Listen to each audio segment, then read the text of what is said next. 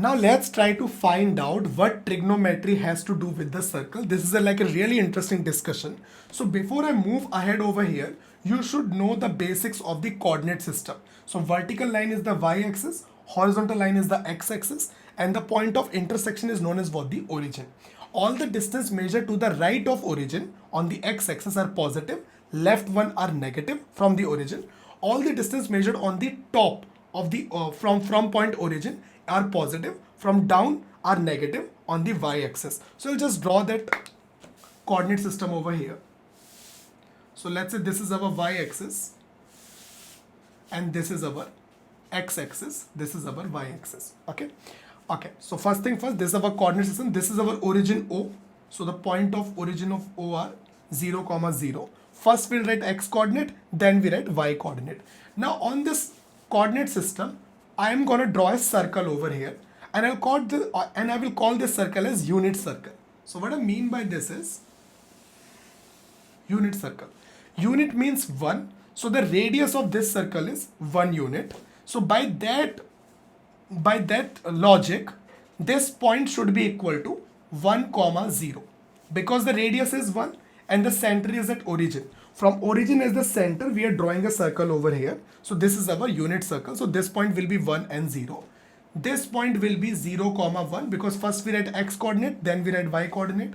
By that logic, this point will be -1 and 0. And this point will be 0, -1. I'll write this point as point A, point B, point C, and point D. Okay. Now you should know how do we draw angles. So suppose if I tell you to draw the angle of 30 degree, what you will do, you'll draw a baseline over here. Then from your D or protractor, you'll draw the angle of 30 degree.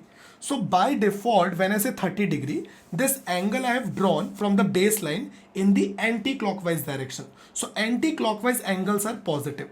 Anti-clockwise angles or theta are positive and clockwise angles are negative. If you measure or draw the angle in clockwise direction, the theta will be negative. Suppose from this baseline, you are drawing an angle in the clockwise direction. Clock moves like this, right? So this is clockwise direction. If you draw any angle over here, this will be known as what? The negative theta. And in anti-clockwise direction from the baseline, it will be called as what? The positive theta. So this is once you are clear with this part, then we can move ahead over here. Now this is our origin O. Suppose I am locating any point on the circle as point P, and the coordinate of point is x, y. So what is the meaning of this statement is, or this point is, that this coordinate is nothing but equal to x. Let's call this point as Q, and this point as PQ, this point as R.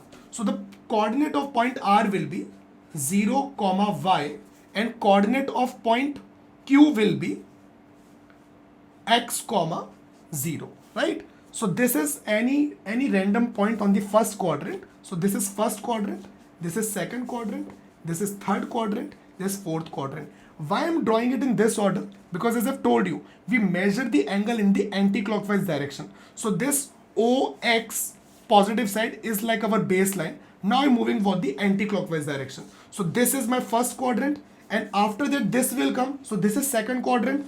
After that this is third quadrant, and then we have what? Fourth quadrant over here. So that's why 1, 2, 3, 4, it is in this typical order, right? So we assume that this is just a sign convention, that we start from this line, OX line, we start, and then we go anti-clockwise. So this comes first. So that's why first quadrant, second quadrant, third quadrant, and fourth quadrant. So I have assumed any random point on the circle as point P, which is nothing but equal to x, y. It means the coordinate of Q will be x, 0, and coordinate of R will be 0, y. So this perpendicular meeting over here, so this gives us what? Point x and y. Now I will join O and P. Okay, so O and P I have joined. Now you can actually certainly see this is inclined, OP is inclined on our baseline OX by the angle theta, and it is in anti-clockwise direction. So this is the positive value of theta. Now let's apply our basic knowledge of trigonometry over here. I have already mentioned that sine theta is basically opposite side upon hypotenuse. By that logic, In triangle OPQ, what is our sine theta? Sine theta is opposite side. In this case, it is PQ upon hypotenuse. Hypotenuse is OP. Okay. Now, what is PQ? PQ is nothing but equal to OR, right? So, instead of PQ, I can write Y. And OP is what? OP is nothing but radius. It is a unit circle with the radius is 1 unit. So, instead of OP, I can write simply 1. So, sine theta is equal to Y. Similarly, beta, what is cos theta? Cos theta is base upon hypotenuse. In our triangle OPQ, if this is the angle theta, our base is OQ upon hypotenuse is OP. Now, what is OQ? OQ is nothing but X and OP is nothing but the radius, and this is a unit circle. So, radius will always be equal to 1. X upon 1 is equal to cos theta.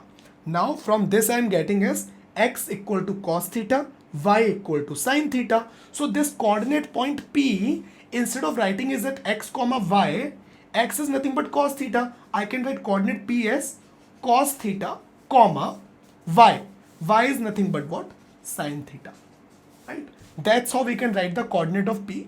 Instead of XY, we can write them what? Cos theta and sine theta. Now comes the more interesting part. Now see, I have written like values over here. Okay. Just give me like 1 second. Okay. From this, okay, so this is the basics over here. Now if I see the value of sine theta, okay, what is sine 0 degree? Sine means y coordinate and cos means x coordinate. This you have to keep it in mind. Okay. Now let's look into these values. Sine 0 is 0 degree. Sine 0 is 0 degree. Sine 30 is 1 by 2, which is nothing but 0.5. Sine 45 degree is 1 upon root 2. It is nothing but equal to 1 upon 1.414. And if you do the division, the answer comes around 0.707. Then we have what? Sine 60 degree as root 3 by 2. Root 3 is nothing but 1 upon 73 upon 2. And if you divide it, the number is 0.865. And sine 90 is nothing but 1, and 1 is equal to 1. The point over here is, as my theta is increasing, the value of sine theta is also increasing. See, sine 0 is 0. Now theta is increased to 30 degree. Our answer is 0.5. Now theta is again increased by 15 degree more, right? From 30 degree, sine 45 degree.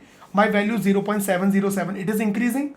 And sine 60 is 0.865. Further it is more increasing from 0.7 to 0.865, and sine 90 is 1. So the values are increasing 0, 0.5, 0.707, 0.865 and 1.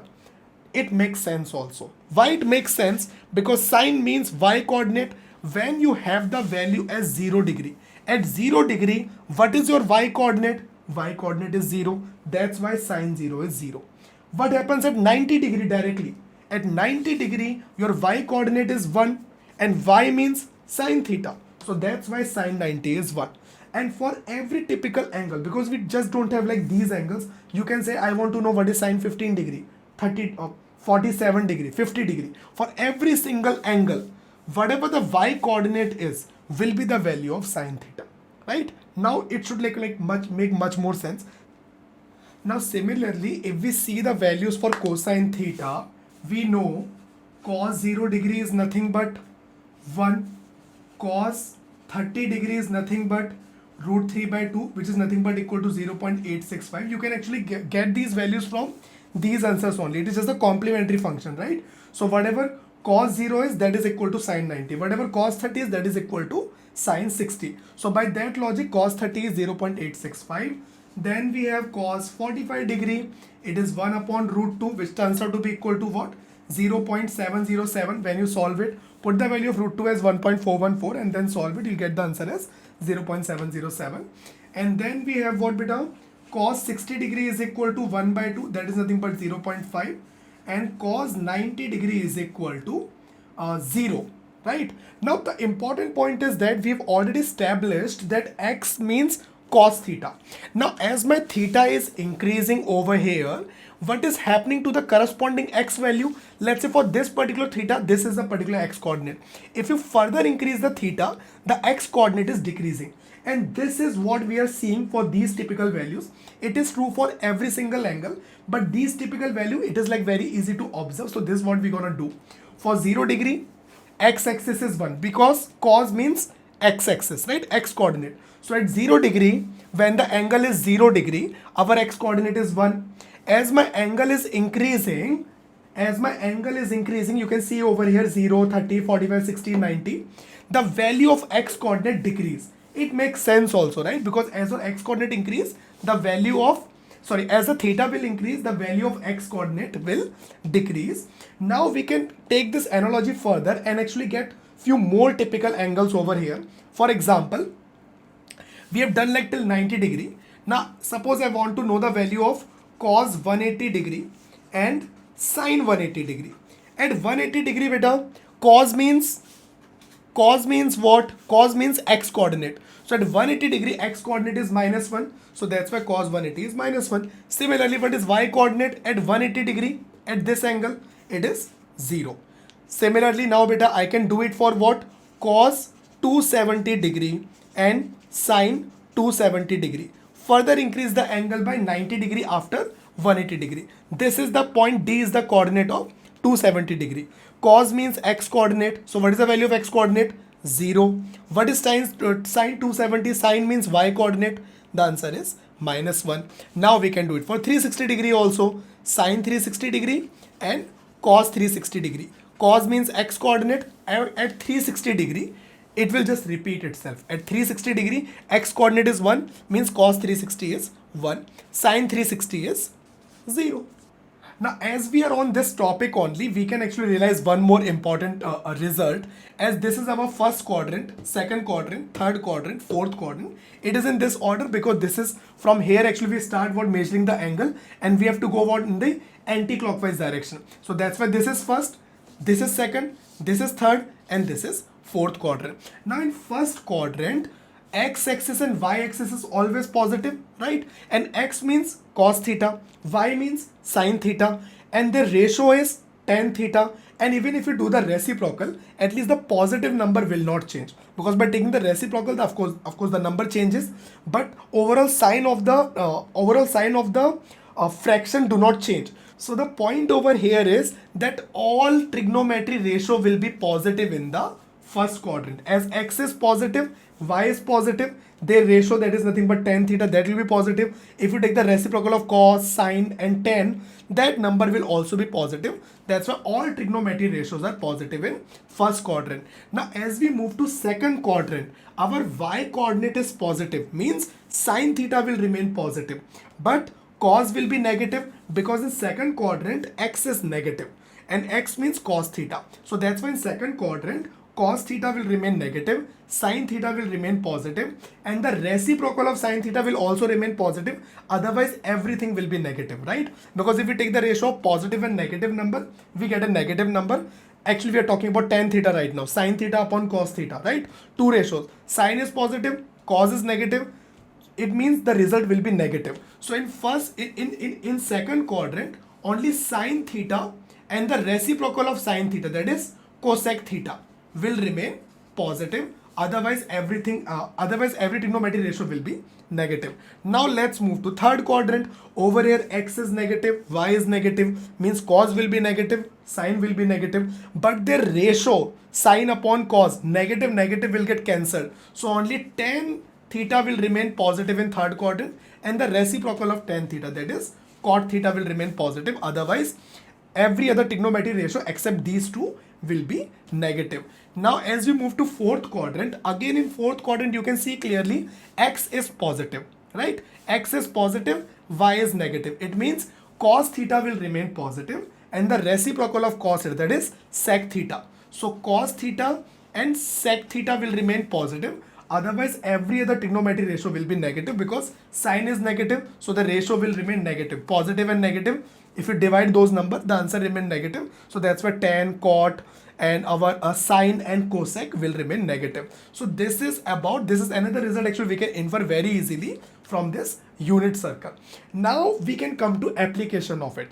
In application, actually, why we are studying this sine theta, cosine theta, and tan theta, right? Matlab why we are studying actually trigonometry ratios in general? Because they have a deep application in our normal physical world. It is not just about height and distances. Of course, that is like one of the great application of trigonometry, but it is actually much beyond that. Now, the electrical supply that we get of a home, it is known as what the alternating current.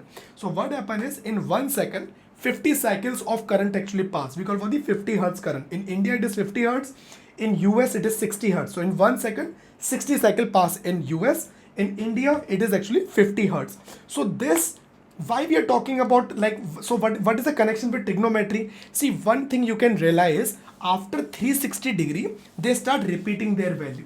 So any function or any application which repeat itself can be represented with sine theta and cosine theta, and in general in trigonometry ratios, because sine and cosine basically what? Repeat itself. They are the continuous function because they never touch the value of infinity. They just keep repeating them in the interval of 0 from +1 to -1. Everything between +1 and -1, including 0 of course.